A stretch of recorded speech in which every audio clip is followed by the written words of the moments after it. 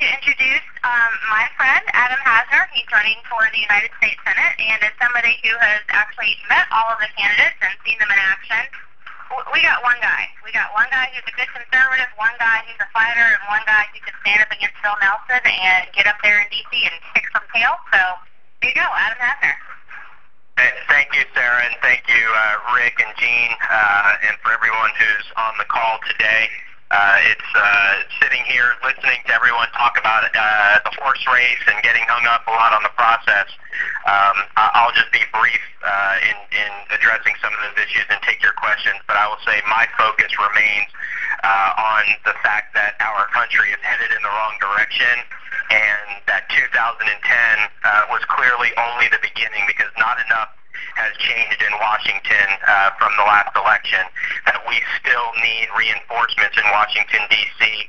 In order to get our fiscal house in order and in order to get our economy going again. And so really nothing has changed for us. I continue to travel every day on the road, building our support, speaking to groups around the state, small and large.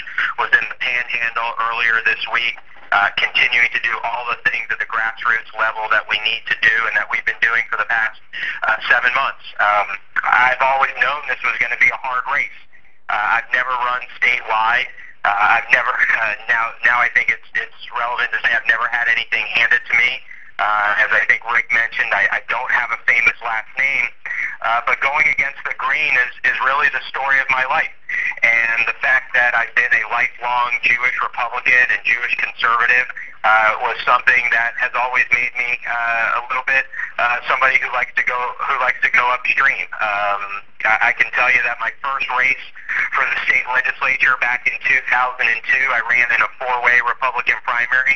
And everybody told me that it wasn't my time. Everybody told me that I didn't have a chance. And what I did was just go out and knock on doors and continue to introduce myself to people in my district. And I think that's what we're doing again right now. And I think what I've demonstrated over the past 7 months is something that I've done my entire life. I'm a proven fighter. I'm somebody who has 8 years in the legislature, is a proven limited government conservative, and I think one thing that I've demonstrated far more than anybody else is that I've proven that I'm not only going to stand up to Democrats, but that I'm going to stand up to Republicans who act like them. And one of the things that I talk about on the campaign trail consistently is that the challenges we face today as a country weren't just created by Democrats. Republicans share in the blame. And I don't think we need more Washington insiders in Washington to solve the problems. If I thought that was really the solution, then I probably wouldn't be running for United States Senate. But I believe that I am the best candidate in the primary and in the general election. And this isn't just about somebody who's electable, and I think being a Jewish Republican from Palm Beach and Broward County is going to be a very important factor come November of 2012. But I think what's most important is that I've demonstrated time and again is that I'm somebody who is going to stand firm on principle even when it's not popular, and even under the face of opposition and criticism. And one thing I recognize is that 2012 and beyond is not really the time for Democrats and Republicans to simply split the difference. I know there's a lot of talk about how can Democrats and Republicans come together, but the reality is that you can't compromise with bad ideas. You can't compromise with ideology that wants to create more dependency on government. We need to do a better job, and that's what I do every single day, of articulating my limited government principles, my solutions, the policy prescriptions that I think are necessary in order to get our country back on the right track. And as I travel the state every day, what I see in the groups that I'm talking to, whether it's Tea Party groups or whether it's Republican clubs or conservative activists, what they are looking for is somebody who's a fighter, somebody who is going to stand firm, somebody who's thoughtful on the issues. And I think I've continued to demonstrate that. And the more that people get to know me, the more support that we've been able to build. And I think we've built a solid foundation for a campaign. We've had some key successes, whether it's been the CPAC straw poll or whether it's been the endorsements around the state that we've earned from key conservative leaders and Republican leaders around the state. And so that's what we're going to continue to do. And I'm going to continue to take my message out every single day around the state and demonstrate that it's not just about electing any Republican to Washington. It's about electing the right Republican. And I believe more now than ever that I'm the right Republican to go to Washington to challenge the status quo and help save our country. And so with that, I will answer any questions that you all have for me. Okay, Lad, if you want to go. Yeah, hey, Adam. I'm wondering, I'm finding out more information on your stance on the issues. The Facebook page doesn't seem to be working for me, and the website just seems to be a Join Adams team, and that's about it. And then it goes to the Facebook page. Is there anything else that I should be looking at? Well, I can tell you that we've released the 10 commitments, and I think we're going to continue to expand upon those as I do every day as I'm traveling the state and talking about these issues one-on-one with people. We do have a more robust website with more video and more policy that I know is forthcoming.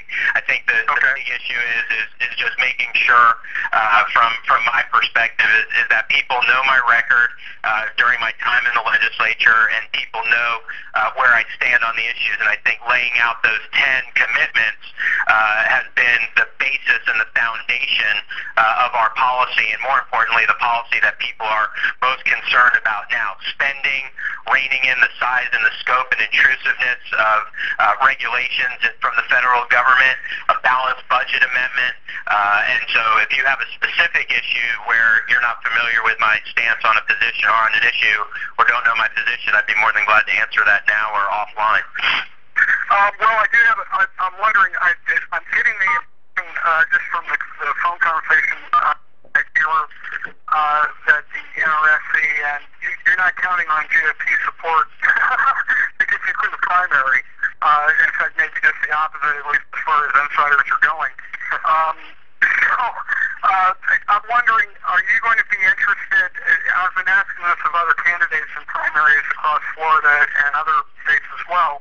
Are you guys the sort of the outside team going to consider banding together to help themselves to prevent sort of a Christine O'Donnell, Karl Rove smear effect? You know what I'm saying?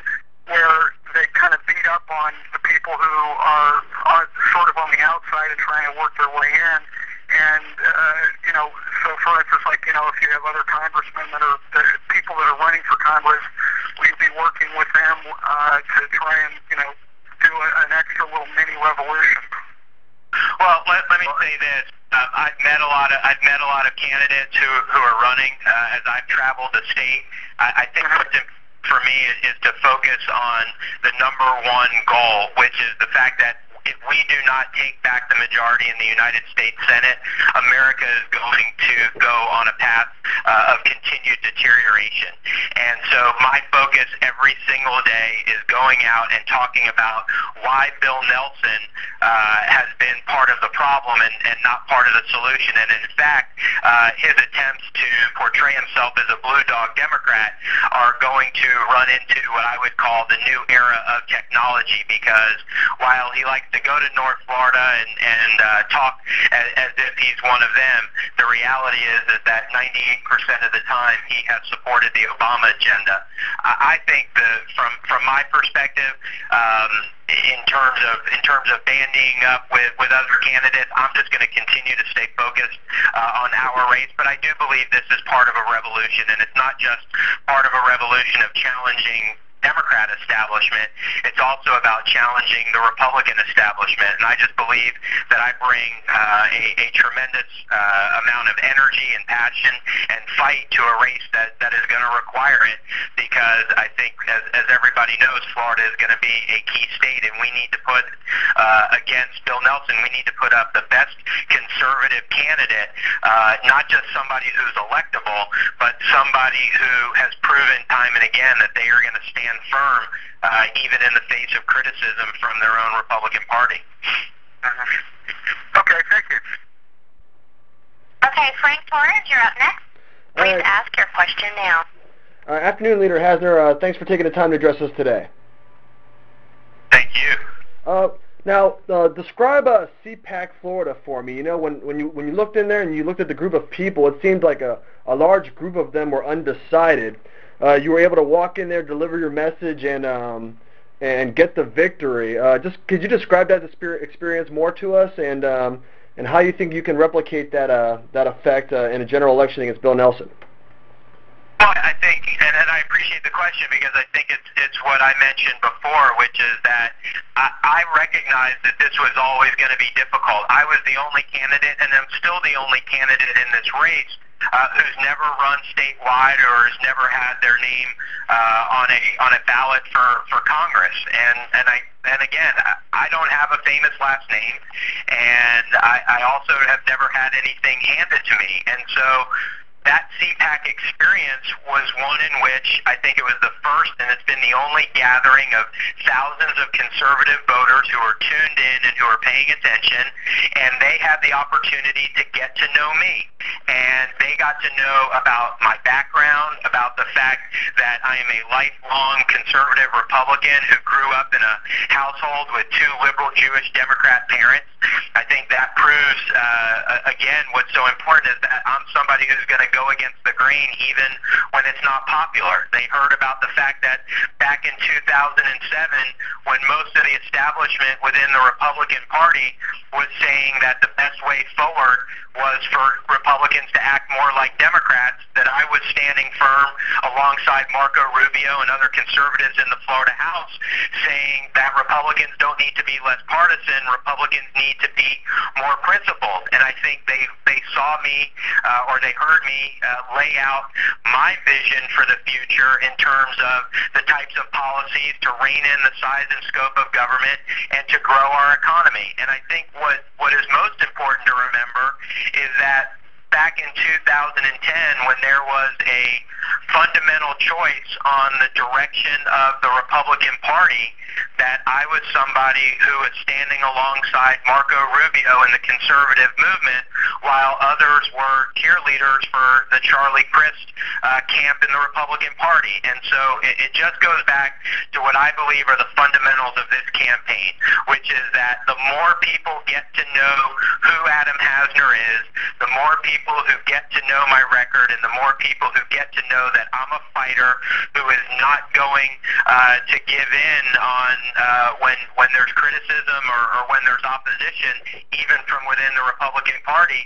That's what they're looking for. And so if I thought that what we needed in Washington was more Washington insiders, then I wouldn't be running for United States Senate. I believe that we have an opportunity right now to change the dynamics in the U.S. Senate, not just by having a Republican majority, but by having a conservative majority. And I want to go up there to fight the important fights and to stand on that line to say that we can't continue on the same path, whether it's being led by Democrats or Republicans, and that I'm ready to do what's necessary in order to stand firm on these principles to help put our country back on the right course. Okay, great. Next question, Adam. We've got Kevin Gerby with Sunshine State News next. News on. Thanks, Leader Hasner. I appreciate your time. How do you kind of, it sounds like you're trying to run as the outsider in the race, despite being the number 2 guy in the Florida House under Marco Rubio, Ray Sanson, and Larry Cradle. How do you, try to get that mantle while you still have Mike McAllister, who almost beat you at CPAC, and Greg Miller in the race, who are also political outsiders? Well, I think the reality is that it's going to take somebody who has a proven record of doing that, and I've proven it. I think people have very short memories in politics, and people forget what it was like in 2007 to be advancing a conservative agenda in the Florida legislature. People forget that it was Charlie Crist leading the establishment of the Republican Party, and I can't tell you where everybody was, but I can tell you where I was during those times. I was fighting to eliminate property taxes. I was fighting for tort reform. I was fighting for education reform. I was fighting for social conservative agenda. And these were issues that Charlie Crist and the establishment within the Republican Party used the conservatives in the Florida House as their political foil in order to garner favoritism with Democrats and independents. And you remember the issues that they were advancing, and we were doing everything we could to hold the line. And I think that's what it's going to take, is somebody who has proven that they will stand up and do it, not just somebody who's going to go out and give a campaign speech about it.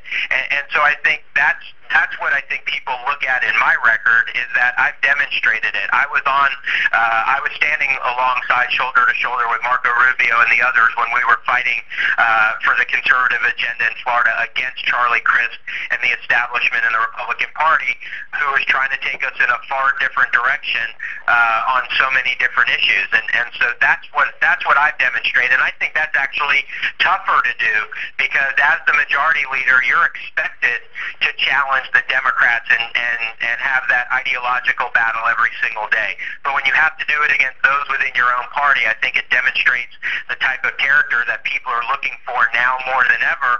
And it's what I believe we need in Washington now more than ever, because what we've seen since the 2010 election is that Republicans alone, or Republicans simply haven't done enough, and they can't do it. The limited government conservatives that we sent there in 2010 can't do it alone. We need to send in reinforcements, and that's what 2012 is all about. And that's why I believe that I'm the right Republican to go to Washington to challenge the status quo on both sides of the political aisle.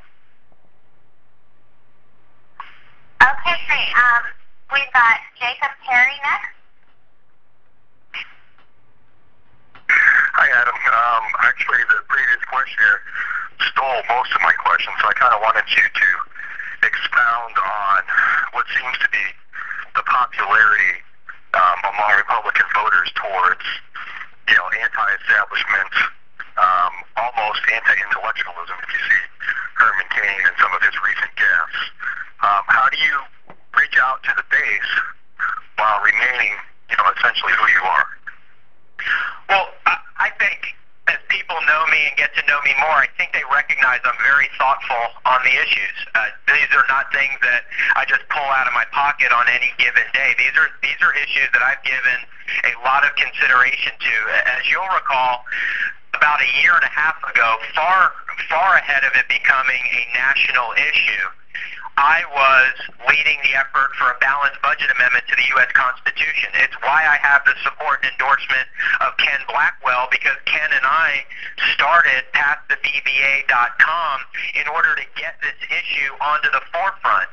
That group that we formed became the impetus for Mike Lee's balanced budget amendment, which then became the impetus for Cut, Cap, and Balance, which I was the first candidate in the U.S. Senate race to support. And so I think that when it comes to these issues, I've been a leader on them even before they became popular. I'll point back to some of my issues on foreign policy. Take, for example, the fact that 4 years ago, over 4 years ago, 4.5 years ago, I was talking about the threat of Iran acquiring nuclear capability. And I helped lead the effort in Florida to divest Florida's pension funds from companies that do business in Iran. And so I've recognized that has been a critical issue. Everyone knows of my feelings and my support for a strong U.S.-Israel relationship. And I've spoken critically this year about what I call too much optimism about the Arab Spring and about what we're seeing in terms of the rise of Islamist regimes in the Muslim Brotherhood in Tunisia and in Egypt, and now what we're seeing in Syria as well. And so I think that I can bring the same energy and passion that the base is looking for and the base wants, and that I personally possess and have, along with thoughtful answers to the challenges that we face from a policy perspective. And so whether it's reigniting our economy based on free market principles, or whether it's restoring a national security platform based on peace through strength, I think that I bring the right mix and the right composition of passion and energy, as well as thoughtfulness on and being right on the issues and bringing the right principles to these issues, and so I'm confident that I'm the one person who can galvanize the conservative base that is looking for a fighter, along with those who are looking for somebody who is right on the issues. And so I've been doing it for years, and I think I will continue to do it throughout this campaign.